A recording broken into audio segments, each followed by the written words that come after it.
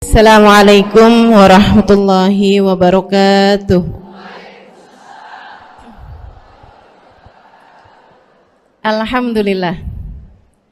Wassalatu wassalamu ala Rasulillah Muhammad ibn Abdillah wa ala alihi wa sahbihi wa man walah. Subhanaka la ilma lana illa ma 'allamtana innaka antal alimul hakim. Rabbi syrah li sadri wa yassir li amri wahlul 'uqdatan min lisani yafqahu qawli, amma ba'du. Ibu-ibu, teman-teman saudara sekalian yang saya muliakan, hari ini kembali kita dapat berjumpa. Dan sekedar saya umumkan, barangkali ada yang belum tahu gitu ya, barangkali ada yang baru-baru, saya tidak memperkenankan diri untuk difoto ataupun direkam gambar. Kalau rekam suara silahkan saja.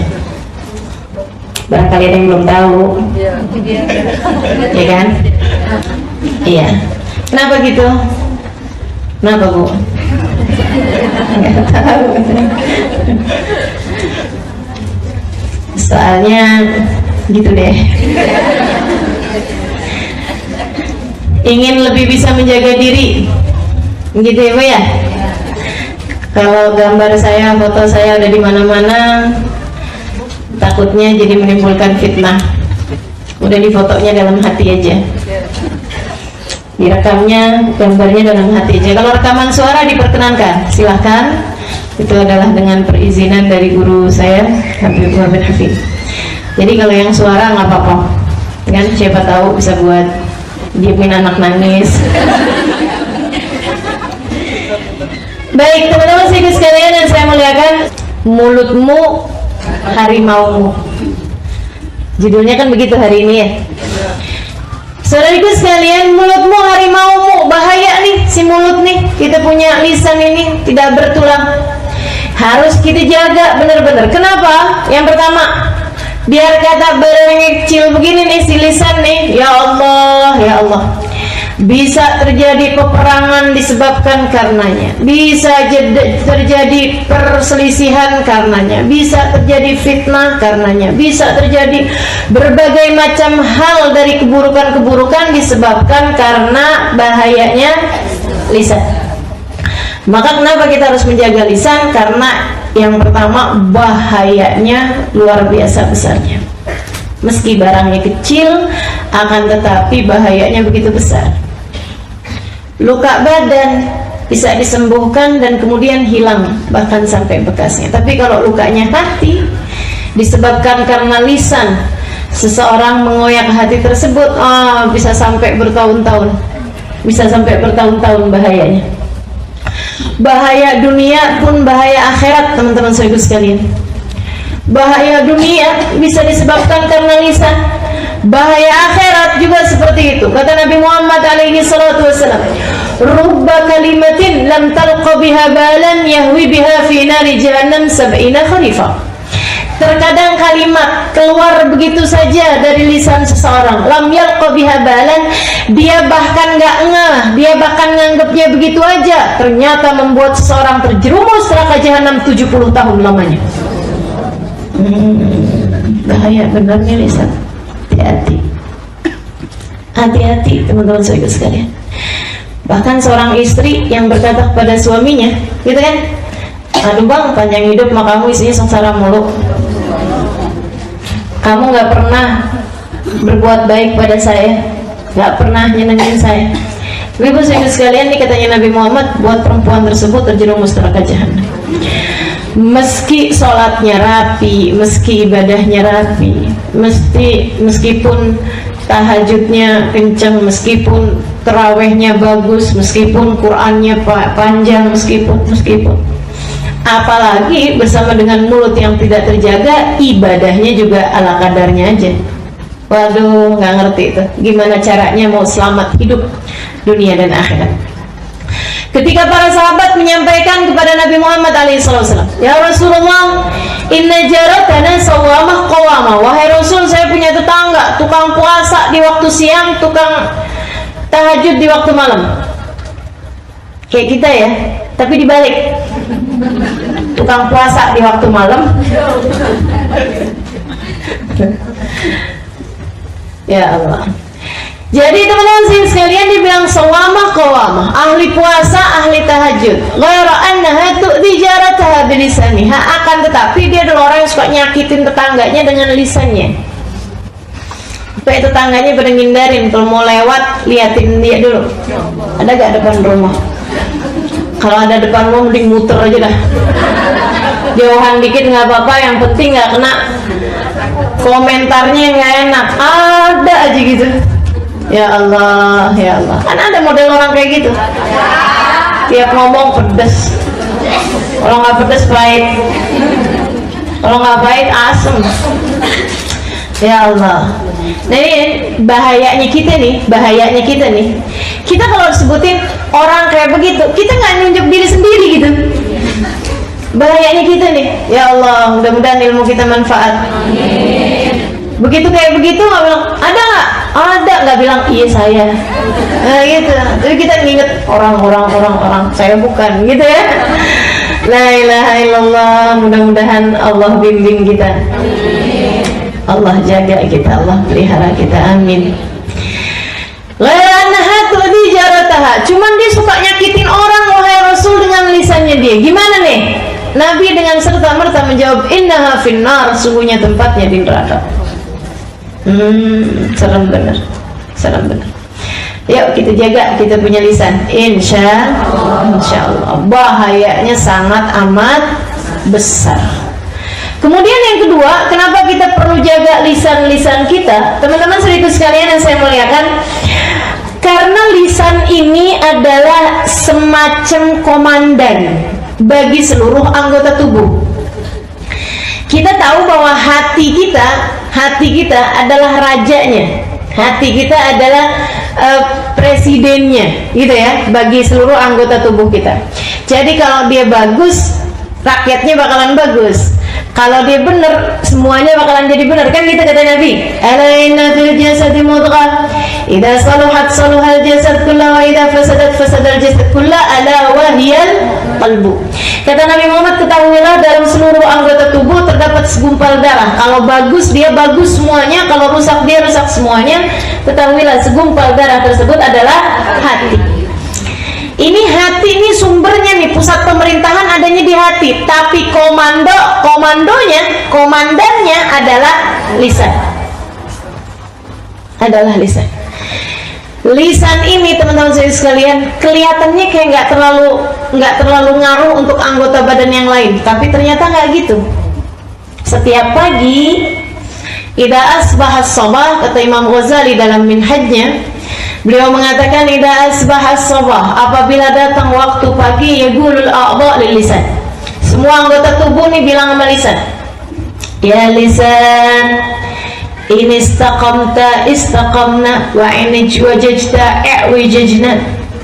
Wahai lisan, kami serahkan urusan kami padamu untuk kamu komandani, untuk kamu komando. Kalau kamu lurus, kita lurus. Kalau kamu bengkok, kita bengkok bersama denganmu. Jadi kalau lisannya bilang kanan, anggota tubuh semuanya ikutan kanan. Kalau lisannya bilang kiri, anggota tubuh semuanya bakalan kiri. Maksudnya gimana? Teman-teman sedikit sekalian yang saya muliakan, kalau ingin memperbaiki seluruh anggota tubuhmu yang 7 nih, bukan termasuk hati ya di situ ya. Kalau mau benahi anggota tubuh yang 7, semuanya memang bergantung dari hati. Tapi mau ngerjain kebaikan-kebaikan, itu juga lisan punya pengaruh yang cukup besar. Kalau dia benar, biasanya anggota tubuh yang lain bakalan benar. Kalau lisan nggak benar, bakalannya seluruh anggota tubuh yang lain nggak benar.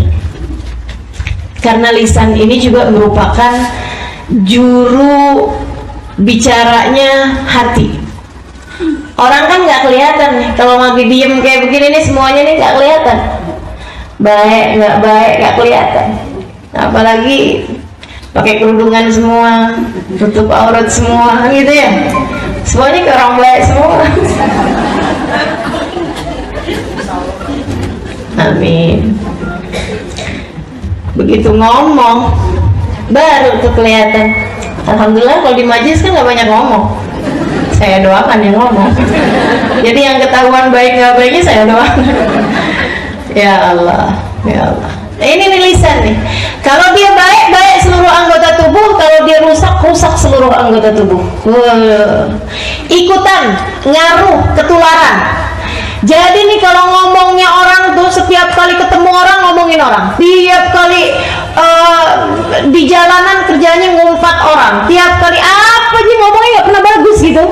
Itu nanti liatin aja, mata bakalan ikut nggak bener ngelihatnya, telinga bakalan ikut nggak bener lihatnya, kaki bakalan melangkah ke tempat-tempat yang nggak bener, tangan bakalan bergeraknya nggak bener, yang masuk ke dalam perut pun bakalan menjadi sesuatu yang nggak baik. Lisan semuanya, kalau baik baik semuanya, kalau nggak baik semuanya. Makanya teman-teman saudaraku sekalian, coba perhatikan, kalau pagi-pagi tuh ucapan-ucapan pertamamu tuh apa? Pagi-pagi. Lagi kalau yang bangunnya terlambat. Sial nih, misal, gitu ya. Udah langsung, ya ampun, nih mama telat nih. Waduh, ngomel pagi-pagi. Teman saya ada yang cerita, Ustazah mohon maaf ya, saya waktu itu ada menginap di rumah dia gitu. Kalau pagi kita Ustazah suka ada perang Iran-Irak. Saya sama anak-anak urusan menu makanan aja gitu berantem. Dia bilang urusan mau sarapan apa nggak sarapan semuanya bisa bikin berantem. Nah ini kita lupa, kita nggak tahu bahwa ternyata kalimat-kalimat di pagi hari akan mempengaruhi sepanjang harimu. Maka jagain ya, ngomongnya yang baik, ngomongnya yang benar. Ibu-ibu sekalian, nggak pernah dengar suaminya, bagi yang punya suami nih, nggak pernah dengar suaminya bilang, saya tuh kalau pagi-pagi udah berantem sama kamu, sepanjang hari semuanya berantakan. Bener gak? Pada ngomong begitu nggak suaminya? Yang nggak ngomong aja. Maksud saya bukan berarti nggak begitu, yang nggak ngomong pasti kayak gitu juga. Cuman masalahnya dia nggak ngomong gitu, karena semuanya kayak begitu. Kita sendiri deh, nggak usah yang lain-lain, kita sendiri. Kalau pagi-pagi udah berantem sama suami, berantem sama anak gitu, sepanjang hari bakalan berantakan apa nggak harinya? Berantakan. Kayak jagain lisan, jagain lisan. Baik, yang ketiganya, kenapa kita perlu jagain lisan? Teman-teman sekalian, amalan kita dikit, jaga amalan tersebut dengan cara kita benerin lisan. Sekali lagi alasan pertama kita perlu benerin lisan karena satu, bahayanya besar sekali. Yang kedua, kalau dia benar seluruh anggota tubuh. Yang ketiga,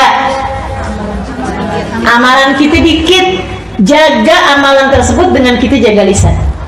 Karena begitu kita nggak jaga lisan, teman-teman saudaraku sekalian, maka kita sama kayak orang lagi ngelemparin anak-anak panah.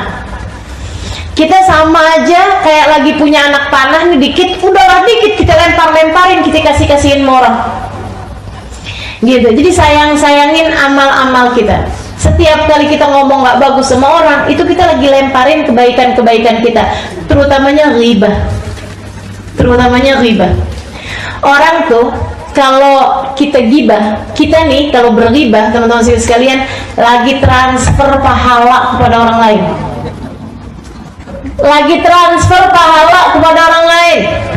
Nabi Muhammad cerita, kata Nabi Muhammad, araftum manil muflis, tahukah kalian siapa orang yang muflis, orang yang bangkrut? Sahabat bilang, yang punya duit lebih sedikit daripada jumlah utang, wahai Rasul. Kenapa bangkrut? Iya nggak? Bu, daripada dagang.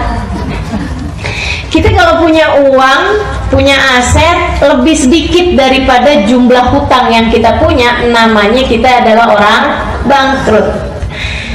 Kata Nabi Muhammad alaihissalam, oh iya, itu bangkrut menurut kalian.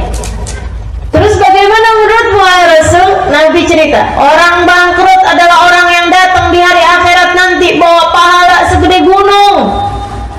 Dia seret-seret pahala itu dengan perasaan bangga di padang mahsyar. Sampai kemudian datanglah hari perhitungan. Faja'al ghurama, datanglah kemudian para penuntut. Datanglah para penuntut.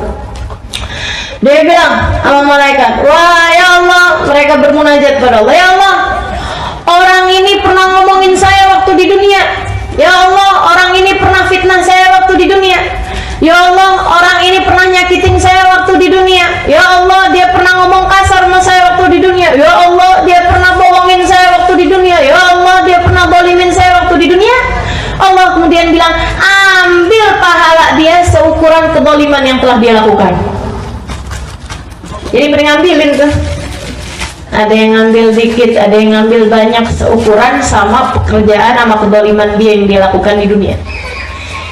Udah habis amalnya, kemudian sampai habis gunung amalnya dia, masih ada orang nyempil datang lagi. Ya Allah, dia pernah ngatain saya waktu di dunia, ya Allah. Allah ambil pahalanya, udah habis ya Allah, taruh dosa kamu buat dia. Itu muflis, namanya orang bangkrut.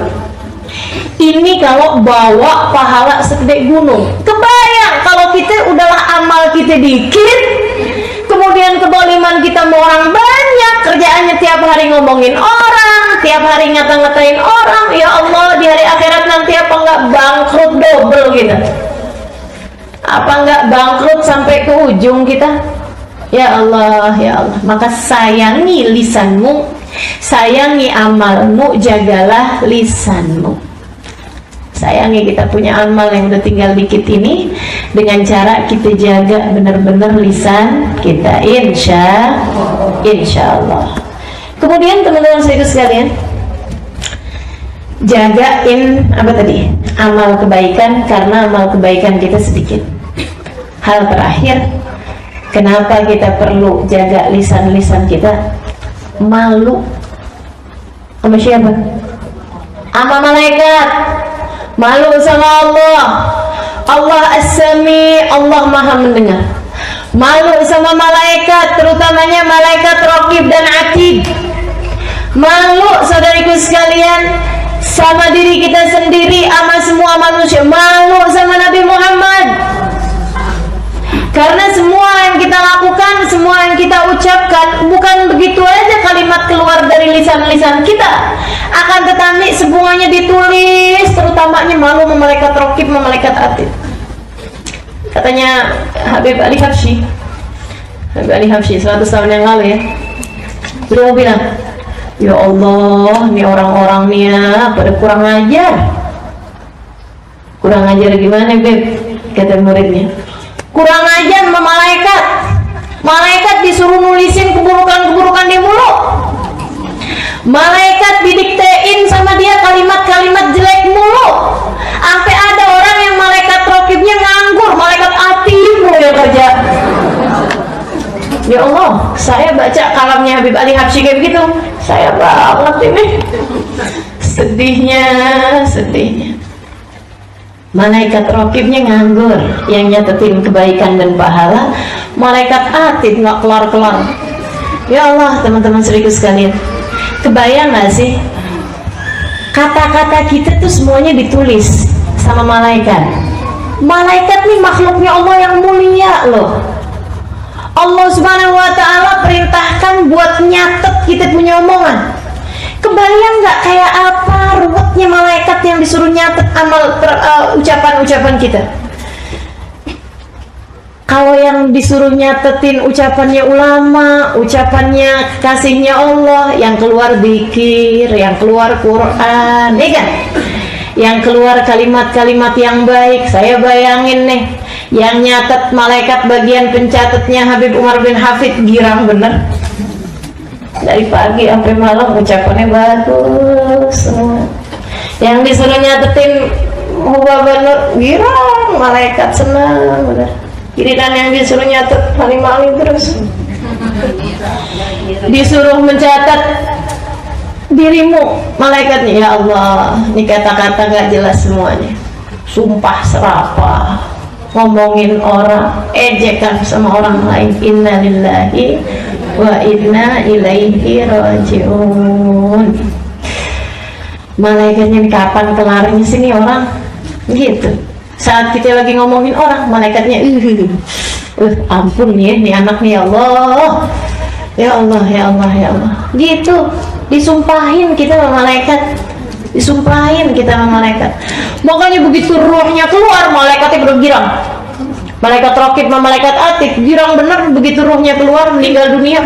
Alhamdulillah, ya Allah. Keluar dari urusan sama dia nih. Gitu. Tinggalan malaikat yang kemudian bawa ruhnya. Mereka bawa ruhnya dengan penuh rasa kebencian sama orang tersebut. Ya Allah, jauhkan dia dari rahmat-Mu, ya Allah. Begitu ditanya sama malaikat penjaga langit pertama, siapa yang kamu bawa? Siapa kamu, apa yang kamu bawa? Saya malaikat, apa yang kamu bawa? Ruhun khabitha min jasadin khabith. Kami bawa ruh yang jelek dari jasad yang jelek. Jasadnya sampai ikut-ikutan kena.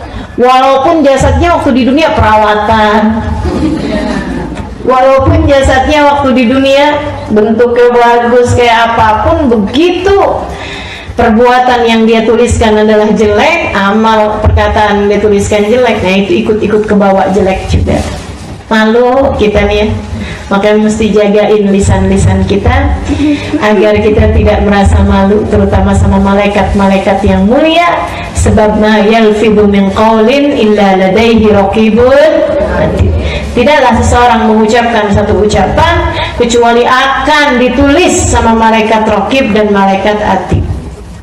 Kata Habib Umar, orang nih ngomong terus, kata Habib, dia nggak paham omongan itu bakal ditulis malaikat Raqib, bakal ditanya ketika masuk dalam kuburan, bakal ditanya ketika dia berada di mahsyar, bakal diperhitungkan kalimat demi kalimat di padang mahsyar di hari perhitungan. Itu nggak mencegah mereka untuk berkata-kata yang dipilih gitu. Padahal kalau misalnya kita ngomong itu pakai ada pulsanya, segitunya aja orang mau berhemat, bener nggak? Kita kalau telepon sama orang-orang di Saudi Arabia misalnya gitu ya, lagi telepon lagi orang kita lagi umrah atau lagi haji, ya Allah kita susun dulu yang rata, yang rapi, apa aja yang mau diomongin, pulsanya mahal.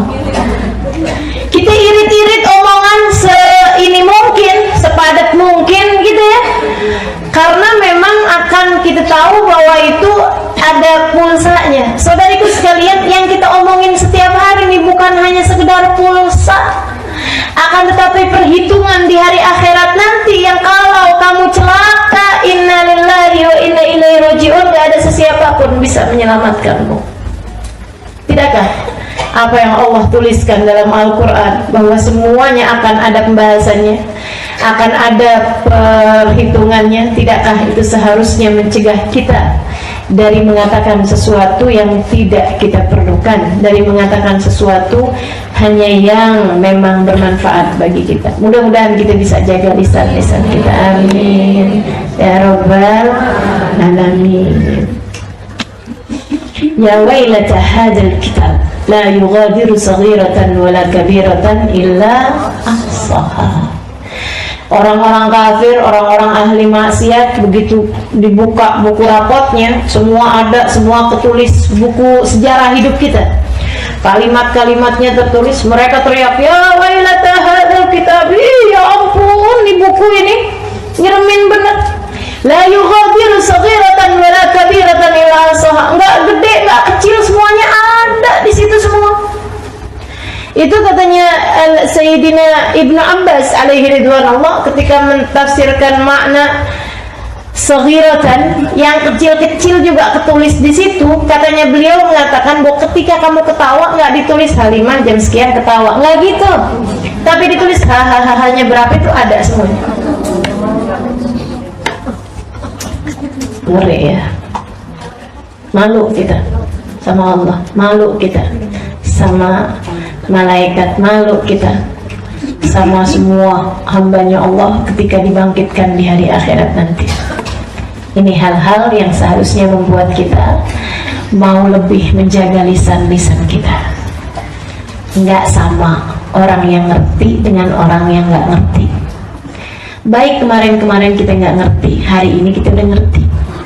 Maka mudah-mudahan mulai hari ini sampai sisa umur kita lebih pintar buat jaga lisan kita, insya Allah. Insya Allah, amin ya rabbal alamin. Gitu ya. Sekarang pembahasannya ini dosa-dosanya lisan apa aja. Oke, baik, insya Allah bismillah. Niat. Nah, niat mau jaga lisan, mau jaga lisan. Satu, bahayanya gede, serem, saya nggak selamat, takut nggak selamat dunia akhirat. Kemudian lagi yang kedua tadi itu,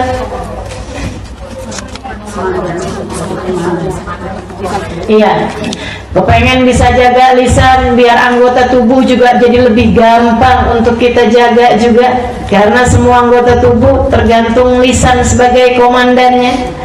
Kemudian yang ketiganya, jaga amal kita, karena amal kita kecil sedikit, kita nggak mau jadi orang bangkrut di hari akhirat.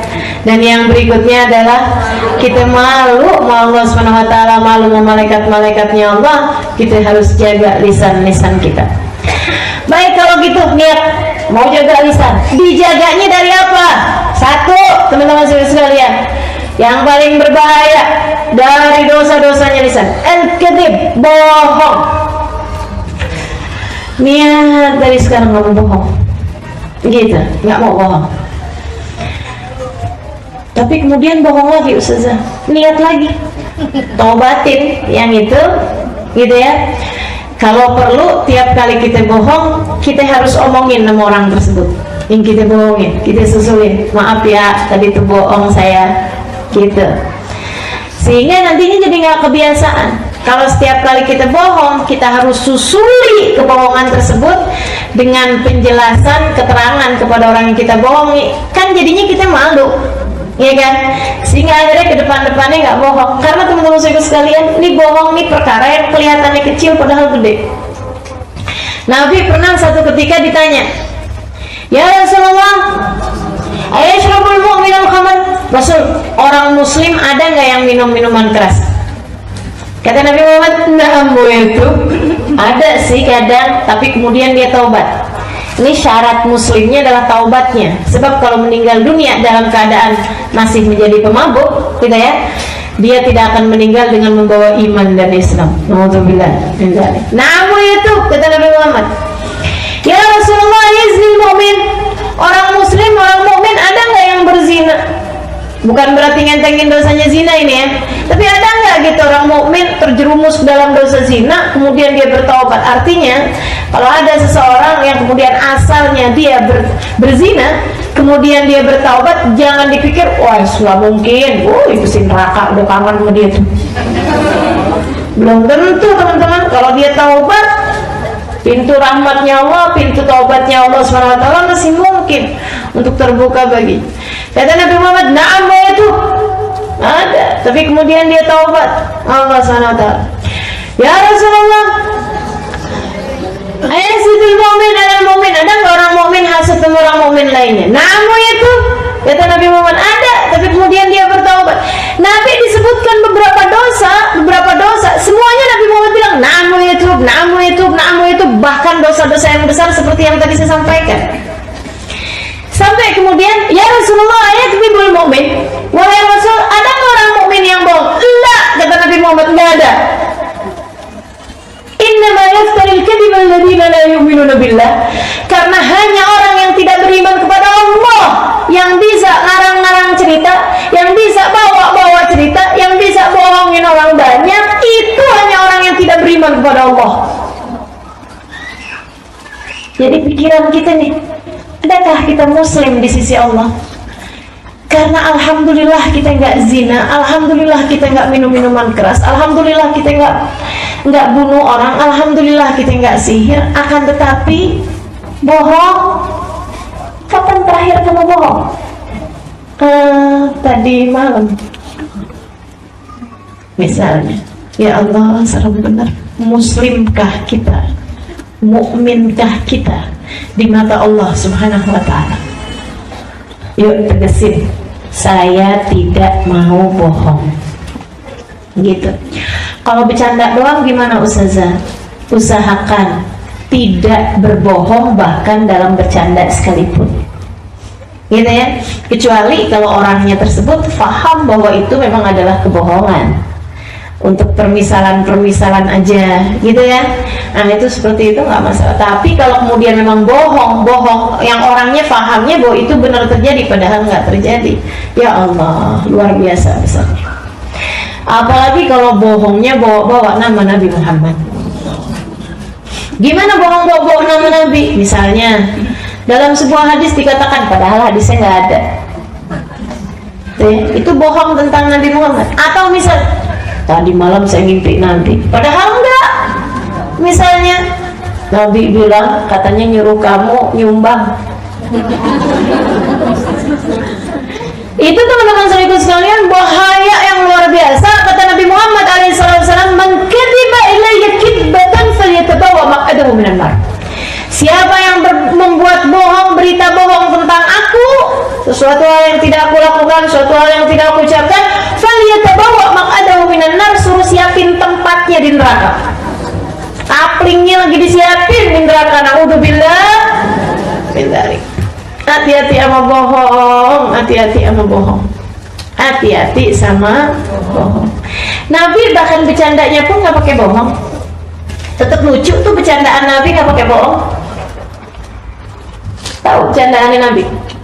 Ada orang mau berangkat, izin berangkat, pamitan Nabi berangkat pergi dagang. Nabi kemudian bilang, "Oh iya, silahkan aja. Kamu nanti berangkatnya naik anak unta kan?" Dia bilang, "Enggak lah Rasul, saya naik unta." "Masa naik anak unta?"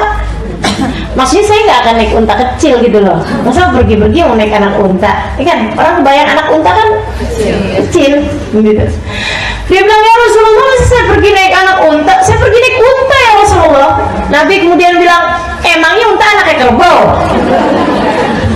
Iya sih, unta kan juga anaknya unta. Dia kan anak bapaknya ya enggak?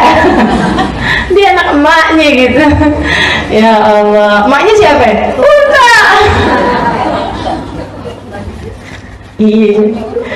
Lagi satu orang perempuan, dia bilang, "Ya Rasulullah," udah habis dia nanya-nanya gitu. Nabi kemudian bilang, "Oh ya, suamimu siapa? Fulan bin Fulan ya Rasulullah. Kirim salam ya sama suami kamu yang ada item-item di matanya itu kan."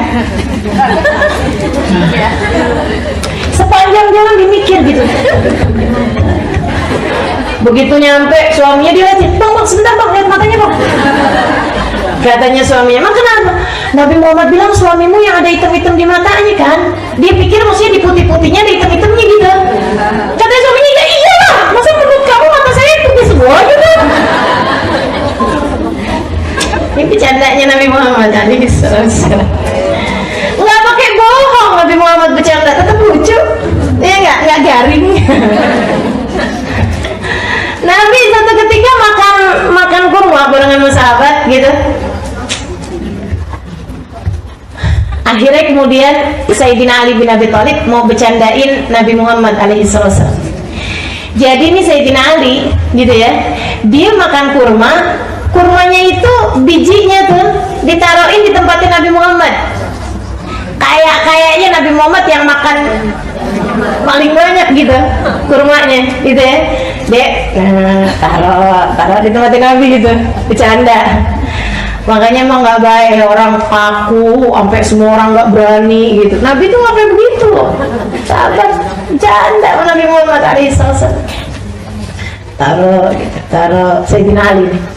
Nah, belum Sayyidina Ali ngomong, misalnya kayak Nabi makan kurmanya paling banyak ya, itu sambil ngelirik-lirik sahabat. Belum, dia nggak ngomong gitu, masih baru lirik-lirik sahabat gitu. Nabi makannya paling banyak kurmanya. Nabi udah duluan, liatin Ali, kata Nabi Muhammad, liatin Ali, kayaknya dia makan kurma sama bijinya. Soalnya di depan dia kan ada bijinya. Alaihi salatu wassalam. Nyenengin Nabi itu ya bercandanya, nggak pakai bohong teman-teman sekalian, nggak pakai bohong. Alaihi salam. Mudah-mudahan Allah Subhanahu wa taala kasih kepada kita kemuliaan akhlaknya Nabi Muhammad alaihi salam. Ma kadib qattul hayati Nabi Muhammad nggak pernah bohong sekalipun seumur hidupnya, bahkan untuk urusan darurat sekalipun. Urusan darurat Nabi nggak pakai bohong.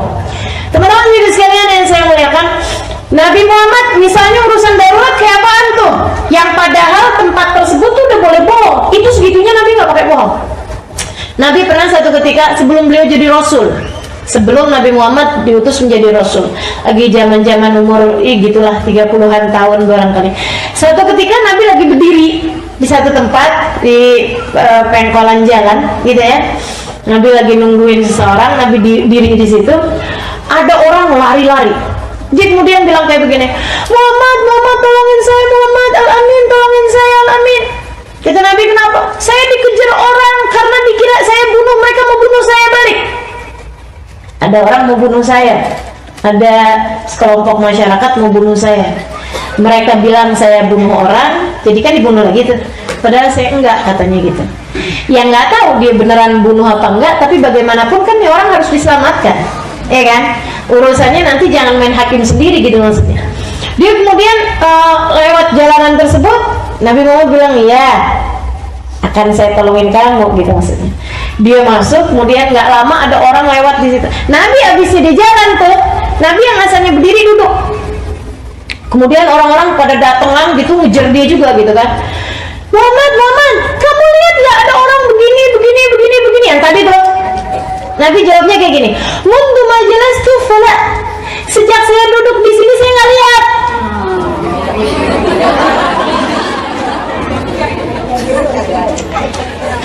Sejak saya duduk di sini saya nggak lihat, karena ngelihatnya lagi. Segitunya dalam keadaan darurat. Nabi Muhammad nggak pakai bohong, teman-teman saya sekalian. Nah, tapi jangan kemudian ini darurat nih, saya cari cara dah bahasa. Nggak gitu juga ya. Lagi kemudian baru bangun tidur gitu, temennya udah nanya gitu, kamu di mana nih? Kita udah nungguin lama nih, kan hari ini jadi oh iya lupa. Dia kemudian jalan ke kamar mandi, dibilang di jalan menuju kamar mandi maksudnya. Darurat saja, darurat apaan? Ya darurat itu namanya.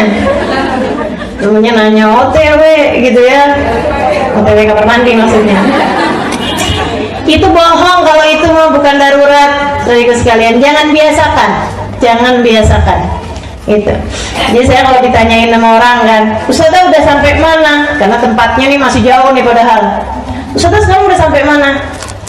Saya bilang depan mobil kijang hijau. Nggak ketahuan ada di mana kan? Serius nih Ustazah sampai mana? Sampingnya truk. Pokoknya yang penting jangan sampai bohong. Kita usahakan, kita niatkan dalam keadaan apapun, mendingan jangan bohong. Kenapa? Teman-teman sekalian, itu tadi iman kita bermasalah nih kalau kita suka bohong. Iman kita bermasalah. Kemudian yang keduanya lagi, mesti biasanya kebohongan itu akan disusul dengan kebohongan yang lain. Nih. Innal abad la yakdzib. Seseorang kemudian bohong tersebut kemudian ngajakin dia buat bohong selanjutnya hatta yuktab indallahi kadzdzaba, sehingga dia ditulis di sisi Allah Subhanahu wa taala sebagai tukang bohong. Fawailul lil mukadzimin. Celaka orang yang selalu berdusta. Celaka kata Allah. Ngeri benar. Makanya teman-teman sekalian, kita jagain bohong kita itu, jangan sampai kita bohong, sehingga kita nggak harus tutupi itu dengan kebohongan. Kayak bohongnya mak-mak nih seringnya nih. Saya tahu lagi nyuci baju suaminya ada yang kresek-kresek di saku, pas dilihat 100-an ribu, kayaknya dia lupa. Kita beliin dah lipstick, kita beliin barang, suaminya nanya, nggak kelihatan saya 100.000 di saku. Enggak. Bohong kan? Kok bisa ya? Saya inget banget ada duit saya tuh 100.000 di saku. Lupa kali kamu. Udah kamu jajanin kali, bohong lagi. Yang nyuci kemarin siapa? Kalau kemudian yang nyuci orang lain, si ini, jangan-jangan dia Allah, jadi akhirnya panjang. Padahal bilang aja, ya ampun bang, saya kirain abang lupa. Udah saya beli lipstick bang, kan buat saya dandan depan abang juga. Beres urusan. Jadi teman-teman seribu sekalian, kamu nggak harus bohong, pokoknya nggak harus bohong. Usahakan selalu jujur dalam segala sesuatu, sehingga kamu nggak harus nutupinnya lagi dengan kebohongan. Nabi pernah sangat marah kepada Sayyidah Asma binti Abi Bakar. Adalah seorang sahabat yang luar biasa. Datun nitaqain, kata Nabi Muhammad, pemilik 2 sabuk, karena dia tuh yang nyampein makanan kepada Nabi waktu Nabi Muhammad sembunyi di gua Tur, waktu Nabi Muhammad hijrah ke Madinah. Nabi sangat sayang kepada beliau, kakak ipar, ya. Jadi dia adalah kakaknya Sayyidah Aisyah, kan gitu ya. Dia menikah dengan sepupunya Sayyidah Khadijah, yaitu Zubair bin Awam, punya anak Abdullah bin Zubair. Satu ketika Sayyidah Asma nih, Nabi lihat gitu ya, Nabi lihat, dia kemudian bilang begini, "Tani Abdullah, berarti kada, nak sini nak, ngomong sama anaknya, nanti mama kasih ini gitu, nanti mama kasih ini gitu." Nabi kemudian berkata sama Asma, "Ya Asma, idza aradti an tu'ti fala ba's." Asma, kalau kamu emang benar mau ngasih dia sih nggak apa-apa. Tapi kalau enggak Asma, kamu sebenarnya nggak mau ngasih dia, cuman mau biar dia datang, gitu ya. Kamu janjiin sesuatu. Ibu-ibu sih yang saya liatin seringnya kayak gini, jangan nangis nak, jangan nangis, nanti mama. Nah tuh.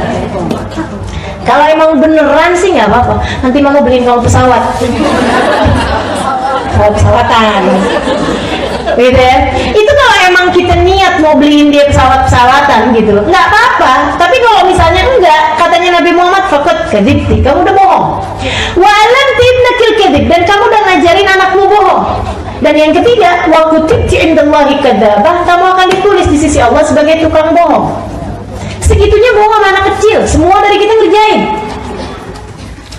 Gimana kalau bohong sama orang dewasa? Gimana kalau bohong sama orang yang seharusnya kita hormati? Suamimu misalnya, orang tuamu misalnya, orang-orang yang kamu sayangi, kamu bohongin. Innalillah wa inna ilaihi rajiun. Jagain, jangan bohong.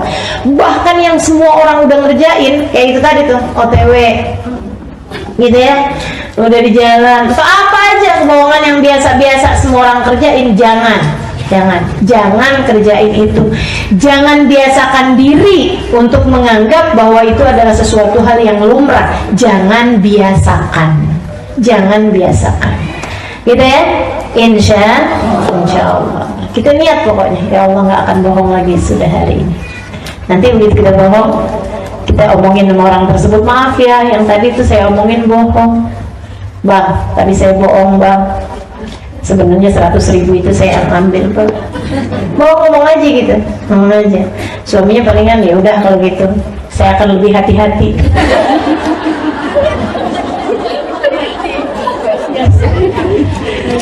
Ya Allah, gitu ya.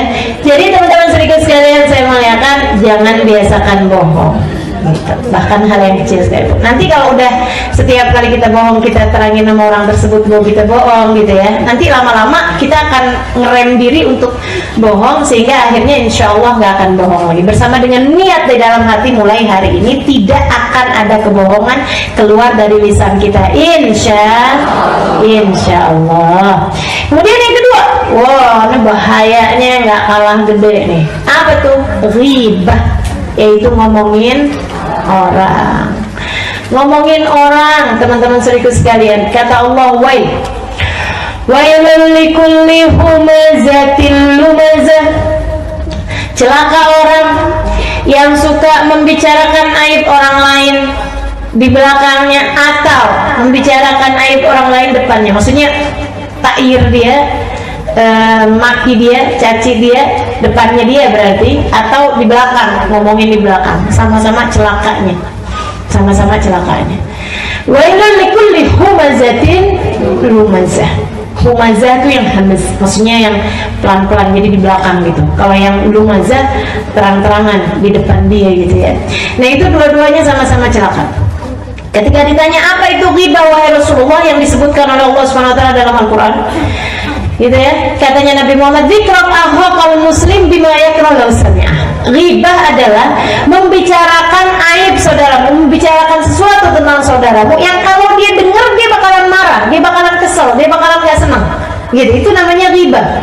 Walaupun benar Rasulullah, walaupun benar, kalau kamu bohong, fakut bukti kamu telah fitnah.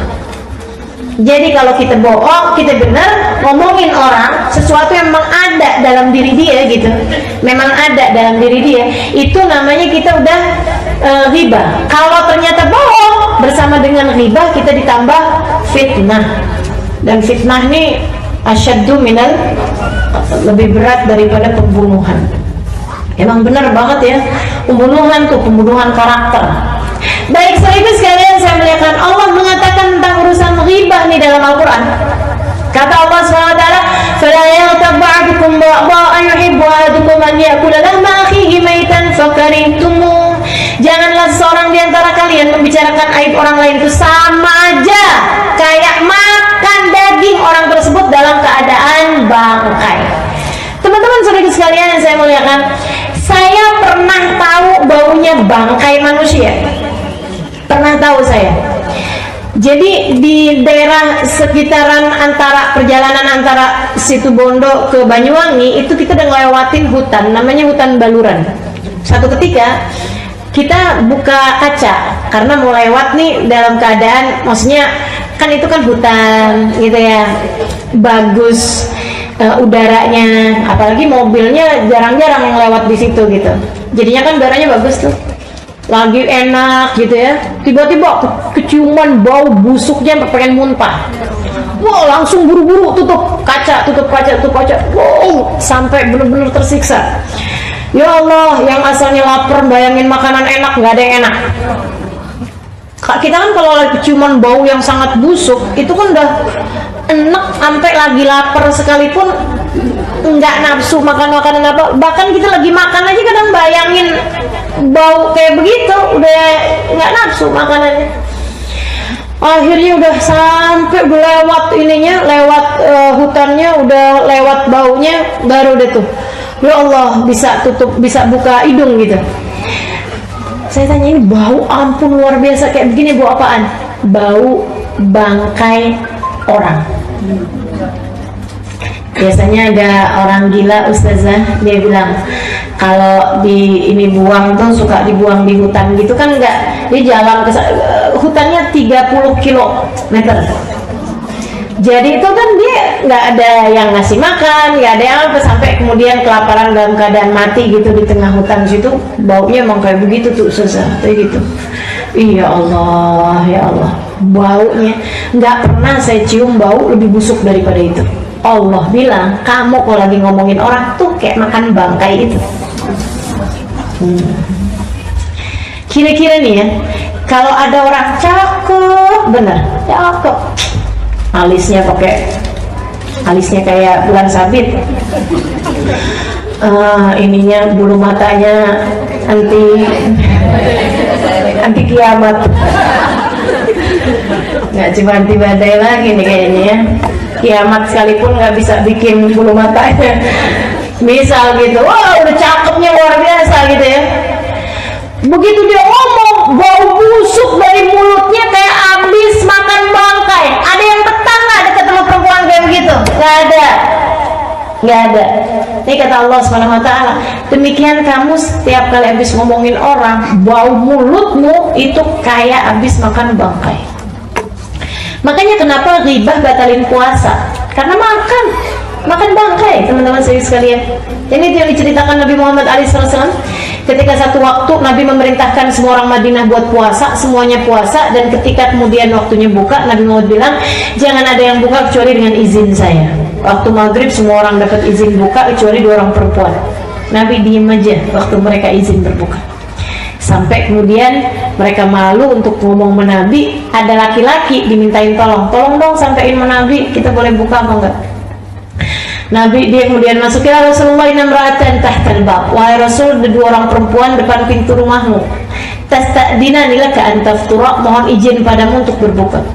Nabi Muhammad bilang, bawa baskom, ambilin baskom, bawain baskom. Kenapa Rasul? Murhuma anta tegaya fi hadal wi'a, suruh 2 orang perempuan tersebut muntah di tempat ini. Coba keluar. Nih Nabi, kalian berdua suruh muntah. Gimana muntah? Kita kan puasa sepanjang hari ini. Yang ada kita lagi lapar, minta izin buat masukin makanan, bukannya kemudian malah ngeluarin makanan dari perut. Dibilang saya juga nggak ngerti, tapi yang saya pahami, Nabi itu ma yantiqu anil hawa in huwa illa wahyun, nggak pernah berbicara apa yang dia inginkan, akan tetapi semua ucapannya adalah wahyu dari Allah SWT. Ya muntah, yang satu mungkin keluar daging busuk, darah nanah busuk luar biasa. Wah, sampai dianya sendiri tuh kebauan, kebusukan. Dianya sendiri sampai tutup hidung gitu. Habis dia, kemudian yang satu lagi kayak gitu, keluar lagi kayak begitu juga.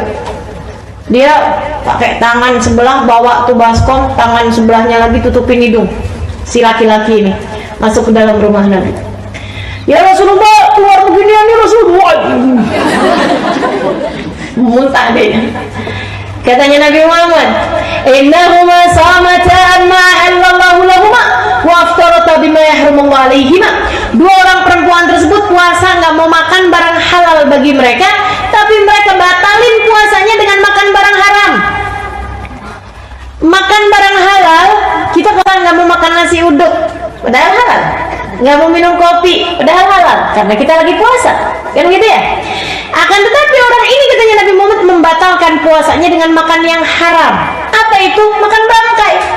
Makan bangkai kan haram. Kenapa bisa begitu Rasul? Jalasat ihdahuma indal ukhra baca. Yang satu ketemu sama yang lain kemudian ngobrol. Udah lama nggak kelihatan si Bono. Ih, nauzubillah, dia malu. Nggak tahu dia bisa cerai sama lakinya. Emang pantas kayak gitu, gawat. Wah, udah diomongin dari antes. Kalau anaknya gimana? Apalagi anak, ya ampun dah. Semuanya tuh ya Allah, ya Allah, ya Allah. Ini kita punya lisan memang benar-benar harus terjaga, teman-teman sekalian. Karena kadang-kadang lagi ngomongin orang, bukan cuma orangnya doang yang diomongin, segala rumahnya diomongin, masakannya diomongin, apaannya semuanya diomongin. Inna lillahi wa inna ilaihi raji'un. Katanya Allah dalam Al-Quran, janganlah seorang di antara kalian membicarakan aib orang lain sama kayak makan bangkai daging saudaranya sendiri. Gitu ya. Tapi kalau kamu diomongin sama orang, biarin aja. Itu tadi yang saya bilangin, dia lagi transfer pahala sama kita. Kita malah mestinya terima kasih. Jangan transfer balik. Kamu habis diomongin sama orang, sama si Dina, kamu ngomongin kamu, dia ngomongin apa sama saya? Katanya kamu begini. Saya mau biarin aja kalau dia ngomongin sama dia. Saya juga tahu dia itu siapa. Dia kan juga bla bla bla. Itu habis ditransfer, dia transfer balik. Mending kalau nggak lebih banyak. Kalau lebih banyak kan jadinya malah hutang. Bukannya dia yang bangkrut gitu ya, malah bukan orang itu yang bangkrut, malah dia yang bangkrut. Abis itu dia ngomong, biarin aja, saya mau diomongin sama dia. Ntar di hari akhirat saya ambilin pahala dia. Padahal balik. Dia ngambilin pahala kita karena kita ngomongin dia lebih banyak. Teman-teman sekalian, hati-hati. Jadi kalau ada kita dengar orang habis ngomongin kita, lebih baik cari-cari di rumah hadiah apaan kita kirimin sama dia. Kayak yang dikerjain sama Hasan Al-Basri. Suatu ketika beliau ada yang bilangin, Tuan, kalau habis diomongin sama Fulan bin Fulan, oh gitu, katanya nggak usah. Ya, Hasan Al-Basri, udah nggak usah kamu sebutin apa yang dia habis omongin sama saya cuma mau tahu rumahnya di mana. Tebet Barat. Samperin sama beliau, tok pintu. Assalamualaikum. Dalam tanya, siapa? Hasan Al-Basri. Bisa omongin nih, datang ke rumah nih, kayaknya mau ngelabrak nih. Kata Hasan Al-Basri, bukain pintu. kamu nggak usah khawatir, ma'ruf bika ila khair. Saya tidak ingin melakukan apa-apa kecuali kebaikan. Dibukain pintunya, dia kemudian bilang, saya dengar kamu habis kirim-kirim pahala sama saya. Saya cari-cari hadiah apa gitu yang pantas atas kebaikan yang kamu udah lakukan. Saya cuma ketemu rutop, kurma basah tuh. Dia bilang, ambillah ini untukmu. Terima kasih atas kebaikan yang kamu lakukan.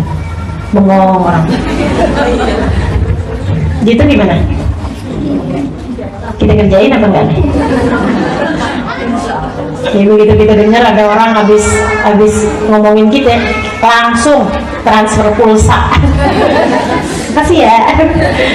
Saya dengar kamu habis kirimin pahala, jadi saya kirimin pulsa. Bismillah, mudah-mudahan. Bohong. 2, riba. 3, ta'yir. Apa tuh ta'yir? Nyinyir. Tahu nyinyir nggak teman-teman? Ini bahasa nyinyir, bahasa adik-adik sekarang nih, nyinyir. Ngomongin sesuatu yang buruk di depan orang itu gitu. Menghina gitu. Ih, gitu ya. Genit amat sih tuh cewek gitu. Ih. Ya ampun, gitu nyinyir gitu. Katanya Nabi Muhammad SAW, ma'ayyaru ahadukum musliman illa waqamithlu qabla an yamut. Tidaklah seseorang menghina orang lain atas satu perbuatan, menghina yang merasa jijik gitu loh, kecuali dia nggak akan mati kecuali sudah mengerjakan apa yang dia hinakan tersebut. Hati-hati. Itu cewek genit banget, suami orang direbut sama dia. Ini tadi saya nih, pelakor tuh katanya, rebut laki orang. Saya baru tahu loh istilah itu. Ya Allah, ya. Teman-teman saya sekalian, hati-hati. Begitu kita nyinyir sama seseorang, kita nggak akan mati kita kecuali setelah ngerjain perbuatan tersebut. Mau? Nggak mau, makanya hati-hati. Kata Sayyidina Ali bin Abi Thalib, "Lau ayyartul hubla la khasyitu an ahbal." Dia bilang, abis Nabi Muhammad ngomong kayak begitu, saya nggak pernah mau hina atau nyinyir sama siapapun, bahkan orang yang hamil. Gitu. Saya takut kalau saya nyinyirin orang yang hamil, Allah kasih kehamilan sama saya. Sayyidina Ali bin Abi Thalib. Dari benernya semua ucapannya Nabi Muhammad alaihissalatu wassalam. Hati-hati, jagain lisan. Apalagi kemudian namimah. Apa tuh namimah? Adu domba. Bukan domba sih yang diadu. Kita bawa omongan dari satu orang ke orang yang lain biar orang tersebut kemudian berselisih paham. Gitu ya. Biar orang tersebut ada rasa kebencian. Yang sering terjadi ini di keluarga. Seorang istri ngomong sama mertuanya jelekin suaminya, ntar dia ngomong sama suaminya jelekin ibunya suaminya jelekin mertuanya, sehingga antara anak sama ibu jadi terpisah, jadi rasa ada saling benci gitu. Kamu mesti omongin sama ibu kamu tuh katanya nggak bisa kerja lah, katanya inilah itulah gitu. Nanti bilang sama mertuanya gitu, mami nggak tahu aja nih anak mami itu kayak apaan. Waduh, sampai antara emak sama anaknya jadi jauh hatinya. Ini yang ngerjain kayak begini, siap-siap dunia, siap-siap akhirat. Siap-siap di dunia bakal digituin sama mantu-mantunya. Siap-siap di akhirat bakal dipisahin dari orang yang dia cinta. Sebab siapa yang memisahkan antara orang tua dengan anaknya, bahkan kambing sekalipun. Kalau kambing kita beli, dia punya anak gitu ya, nggak boleh dibeli emaknya doang, anaknya enggak. Apalagi kemudian dibeli untuk disembelih, emaknya doang, dia punya bayi kambing yang lagi nyusu. Ini katanya Nabi Muhammad alaihissalam, siapa yang memisahkan antara ibu dari anaknya, bahkan kambing, di hari akhirat nanti dipisahkan dia dari orang yang dia cintai. Itu kambing, apalagi orang, apalagi suamimu, apalagi dia sama mertua sama ibunya dia sendiri. Kamu memisahkan antara dua orang tersebut, bersiap-siaplah di hari akhirat nanti kamu terpisah dari orang-orang yang kamu cinta. Serem teman-teman saya sekalian. Namimah bahaya ya. Sampai Nabi Muhammad bilang, la yadkhulul jannah namam, nggak akan masuk surga orang yang suka namimah. Apalagi dosanya mulut. Ini kita mesti rada cepet-cepetan ini ya. karena banyak nih, ada 10 yang saya tulisin, yang saya siapin. Baru berapa tuh tadi? Sumpah palsu. Jangan biasa sumpah, wallahi anak nggak gitu, wallahi anak nggak bakalan begini, wallahi. Jangan, udah deh gitu. Nama Allah loh teman-teman sekalian, la taj'alullah urdatan li aymanikum. Kata Allah, janganlah kalian jadikan Allah sebagai bahan untuk sumpah-sumpah kalian. Maksudnya biar dipercaya pakai wallahi. Makanya jangan suka bohong. Jadi orang nggak usah kamu pakai sumpah juga udah percaya. Kenapa kamu ngerasa perlu pakai sumpah ketika bilang sama suamimu, ketika bilang orang tuamu, ketika bilang sama sahabatmu, misalnya gitu ya? Karena selama ini kamu suka bohong sih. Jadinya orang-orang nggak gampang percaya. Gitu ya, sampai ada orang gitu, saya bilang, coba dong ceramah, kayaknya ngomongnya bener, maksudnya kayaknya ngomongnya pinter gitu. Dia bilang, Ustazah, saya kalau baru ceramah, baru ngomong assalamualaikum aja orang bilang bohong. La ilaha illallah. Ya Allah, ya Allah. Jadi gitu, kita nggak akan perlu bersumpah, apalagi pakai nama Allah, kalau kita selama ini tidak bohong. Gitu ya, kan seneng anaknya setiap kali kita bilangin langsung percaya, nggak usah pakai cross check karena dia tahu ibunya nggak bohong. Suamimu ketika kamu bilang sesuatu dia nggak perlu cross check karena dia tahu istrinya nggak bohong, kan enak jadinya, dipercaya sama setiap orang. Yuk kita biasakan sehingga kita tidak merasa perlu bersumpah. Imam Asy-Syafi'i alaihi ridwanullah, kata Imam Syafi'i, ma halaftu billahi qad, saya nggak pernah sumpah dengan nama Allah sama sekali seumur hidup saya. La sadikan wala kadiban, bener aja saya nggak sumpah, apalagi bohong, nggak pernah saya, kata Imam Syafi'i. Kenapa? Ya Allah, nggak pantas banget saya sebagai seorang hamba pakai nama Allah buat kepentingan saya. Nggak pantas kan? Demi Allah saya nggak lihat, demi Allah saya nggak begini. Ngapain pakai nama Allah gitu? Jangan teman-teman saya sekalian. Bener aja nggak perlu kita pakai nama Allah untuk sumpah kita. Masa pantas kita seorang hamba pakai nama Allah Tuhan kita untuk dipercaya sama orang, untuk bisa Allah pakai buat kepentingan kita, kan nggak pantas. Maka jangan bersumpah, apalagi kalau sumpah tersebut ternyata nggak benar, pakai nama Allah untuk sumpah palsu. Innalillahi wa inna ilaihi raji'un. Yang berikutnya, saudara sekalian yang saya muliakan, lisanmu jagain dari apaan? Dari buka aibnya orang. Dari buka aibnya orang. Itu tadi termasuknya ghibah tuh, buka-buka aibnya orang. Siapa yang buka aibnya orang? Allah bakal buka aibnya walaupun di dalam kamarnya sendiri. Gitu katanya Nabi Muhammad alaihissalatu wassalam. Hati-hati.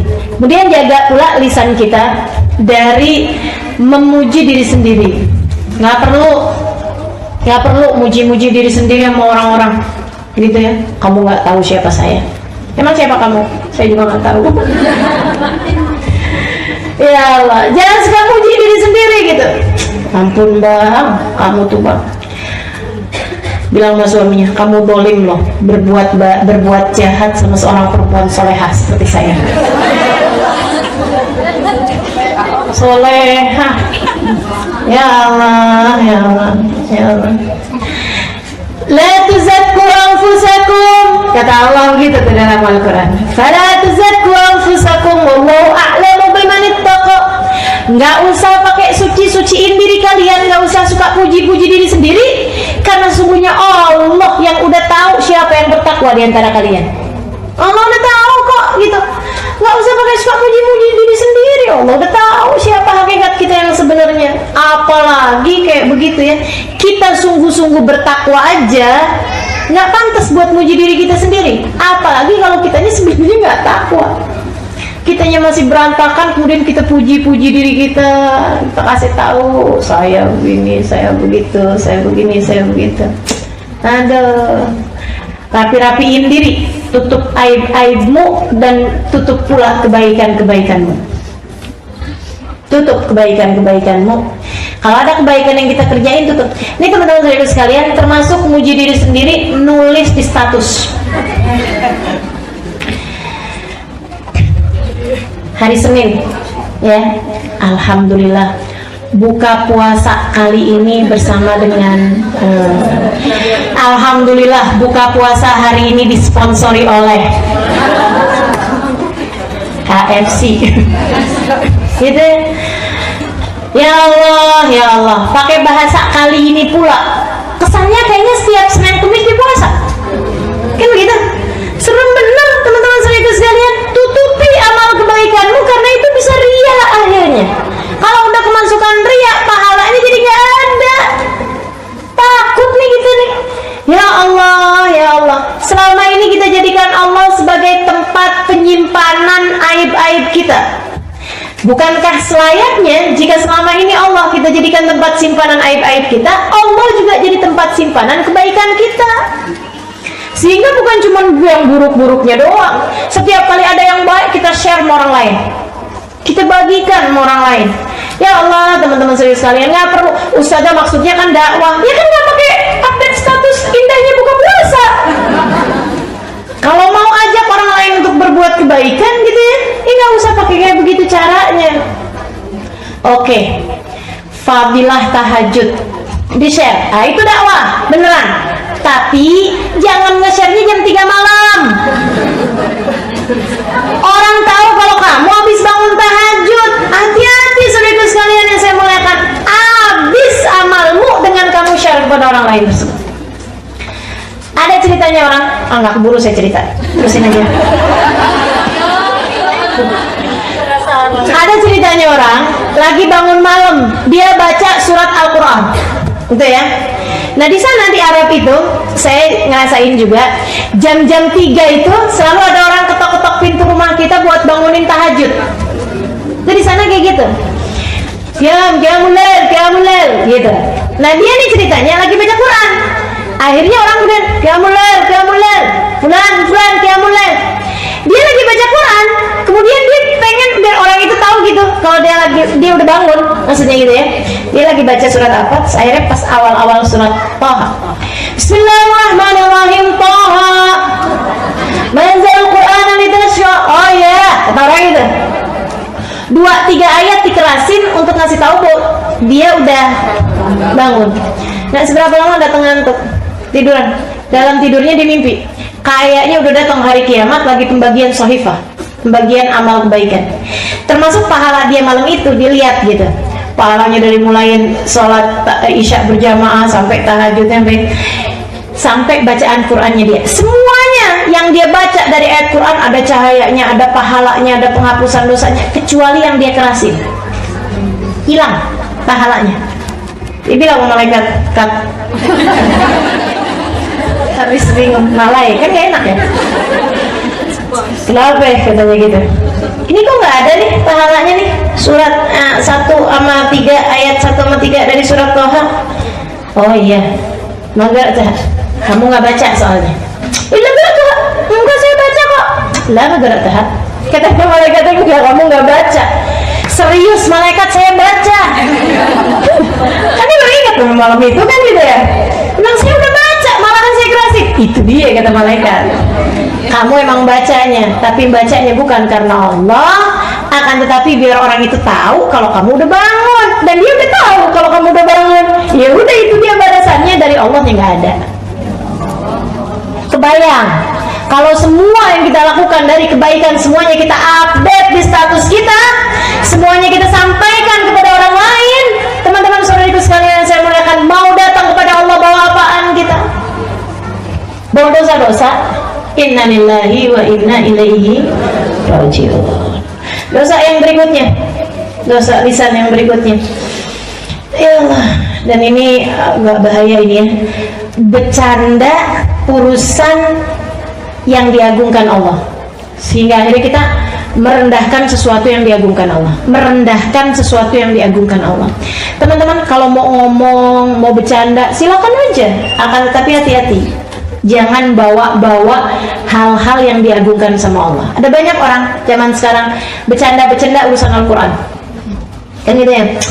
Al-Quran tuh udah nggak cocok buat zaman sekarang. Ada yang ngomong kayak gitu kan? Oh bahaya tuh, iman bisa hilang. Iman bisa hilang. Ada lagi yang bercanda sih, bercanda ngomongnya kayak gini. kayaknya neraka nggak takut lagi, ntar kita bisa ketemu di neraka sama Michael Jackson, tadi neraka ketemu si ini, itu bahaya teman-teman sekalian. Bercanda silahkan, tapi jangan kayak begitu modelnya. Ih, amit-amit, saya sih kalau masuk surga ada dia, mendingan keluar lagi. Ya Allah, ya Allah, ya Allah. Silahkan kalau mau bercanda, jangan bawa surga, jangan bawa neraka, jangan bawa Quran, jangan bawa Ka'bah, jangan bawa apa-apa. Saya kan bercerita kemarin tentang orang yang ketika melihat Ka'bah, gini doang yang namanya Ka'bah, akhirnya kemudian jadi gila. Teman-teman saya sekalian, hati-hati melisan, jangan menghina atau merendahkan sesuatu yang diagungkan oleh Allah Subhanahu wa Ta'ala. Omongan, obrolan ataupun bercandaan gitu ya, jangan. Misalnya kita lihat ada orang auratnya tertutup rapi gitu kan, pakai penutup muka pula gitu, jangan dibuat-buat bercandaan. Itu kan dia kayak begitu karena jerawatnya banyak. Itu syariat agama Allah teman-teman, syariat agama Allah. Kalau kamu ngerasa belum mampu melakukannya, jangan hina orang yang sudah melakukannya. Hati-hati. Ada dulu orang anaknya pulang sekolah, nggak usah cerita. Pulang diajar, ditanyain sama bapaknya, kamu belajar apa tadi di sekolah? Belajar siwak bah, bersiwak kayak kayu siwak. Apaan tuh? Tuh bapaknya gitu, ini bah kayu siwak bah. Ini bah Nabi Muhammad dulu bah tiap kali sholat pakai beginian bah, sebelum sholatnya bah, jadi giginya bersih bah. Kata abahnya, yang mana sini apaan nih? Dibuang sama dia dengan rasa merendahkan gitu. Ya ampun nak, ini zamannya Nabi nak, zaman dulu nak, gitu. Cerita ini diceritakan oleh Habib Umar bin Hafid. Nggak model kayak saya ceritanya ya. Ya ini kan sudah dibumbui. Akhirnya kemudian ibu-ibu teman-teman sekalian, dia punya istri lagi hamil. Oh dia ngomong kayak gini, apa nih? Ini sih buat melempar anjing gitu. Dia punya istri lagi hamil. Istrinya kemudian melahirkan anak mukanya mirip anjing. Dia sangat marah, kemudian keadaannya stres berat, depresi. Dia satu malam dia ambil pedang, dibunuh tuh anak. Habis kemudian dia merasa bersalah, merasa nggak enak perasaannya, dia sendiri kemudian mengakhiri hidupnya dengan bunuh diri. Itu zamannya Imam Malik. Imam Malik ketika mendengar cerita itu, katanya Imam Malik, karena dia merendahkan salah satu dari syariat agamanya Allah, ialah bersiwak. Hati-hati ya, pokoknya syariat agama Allah itu junjung tinggi. Makanya terutama kepada para ulama, hati-hati, hati-hati lidahmu. Kita nggak boleh ngomongin orang siapapun, apalagi ulama. Kita nggak boleh ngata-ngatain orang siapapun, apalagi orang hafal Quran, apalagi pendakwah, apalagi benar-benar harus hati-hati. Dosanya double-double teman-teman sekalian, sebab mereka bagian dari syiar agamanya Allah. Yang berikutnya lagi ialah kepo. Apa sih Ustazah kepo? Kalau saya bahasain bahasa Arab nanti nggak ngerti. Bahasa Arabnya fudul. Bahasa Al-Qurannya tajassus, nyelidikin orang, pengen tahu keadaannya orang gitu ya. Oh ya pengen tahu, pokoknya semuanya harus dia tahu gitu kan. Taunya tapi dicari tuh yang buruk-buruknya gitu. Kalau kita cari tahu keadaannya Nabi Muhammad untuk kita kemudian mengikuti jalan hidup beliau, kita cari tahu keadaan seorang ulama untuk kita ikuti jalan hidup beliau, itu nggak jadi masalah. Kita cari tahu gitu kan, kalau ini gimana, kalau bergaul sama orang kayak gimana gitu ya. Kita pengen jadikan beliau sebagai suri tauladan gitu, itu nggak jadi masalah gitu, nggak jadi masalah. Saya cari tahu kok guru saya misalnya gitu lagi perlu apa, untuk saya mungkin bisa saya bantuin, untuk saya mungkin bisa beliin kayak gitu loh. Itu nggak jadi masalah gitu. Tapi kalau misalnya iya ampun amit-amitnya, tuh yang hati-hati. Cari tahu orang lagi berantem nguping gitu ya, tetangga suami sama istri gitu kan, suami istri pengen tahu gitu yang dipakai apa, belanja ke tukang sayur liatin, banyak yang kayak begitu. Banyak nggak? Kita masuk apa enggak? Masuk apa enggak? Masuk. Ya Allah. Sekarang nomor berapa?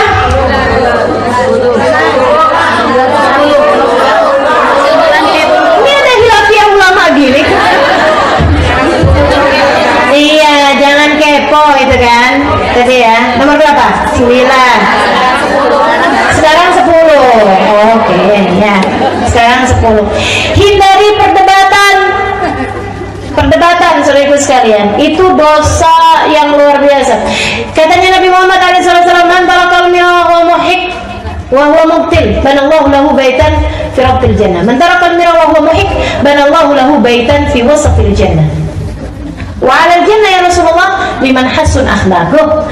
Kata Nabi Muhammad, siapa yang meninggalkan perdebatan padahal dia benar, padahal dia salah, dia emang keliru, dia nggak ngerti ilmunya, dia nggak paham, gitu ya. Siapa yang meninggalkan perdebatan padahal dia salah, emang dia nggak ngerti gitu ilmunya, gitu, Allah akan bangunkan bagi dia sebuah rumah di surga yang bagian bawah. Tenang teman-teman, biar kata bawah juga adem. Surga mah enak, biar kata bawah juga ya. Wa man tarakal mira wa huwa muhik, siapa yang meninggalkan perdebatan padahal dia benar, padahal dia tahu kebenarannya, dia faham dalilnya, dia faham, Allah bangunkan baginya rumah di surga